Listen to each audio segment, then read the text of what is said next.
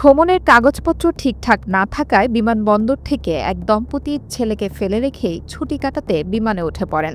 সম্প্রতি এমন অভিযোগ নিয়ে তোলপাড় ওঠে নেট দুনিয়ায়। চাঞ্চল্যকর ঘটনাটি ঘটেছে স্পেনের একটি বিমানবন্দরে। দ্য নিউ ইয়র্ক পোস্ট জানিয়েছে, স্পেনের বিমানবন্দরে এয়ার অপারেশন কোঅর্ডিনেটর হিসেবে পরিচয় দেয়া লিলিয়ান নামের এক নারী টিকটক ভিডিওর মাধ্যমে সোশ্যাল মিডিয়ায় তুলে ধরেন ঘটনাটি। প্রতিবেদনে বলা হয়, বিমানবন্দরে নথি পরীক্ষার সময় স্বামী স্ত্রী দেখেন ছেলের পাসপোর্টের মেয়াদ শেষ, তাই ছেলেকে টার্মিনালে রেখেই বিমানে উঠে পড়েন দম্পতি।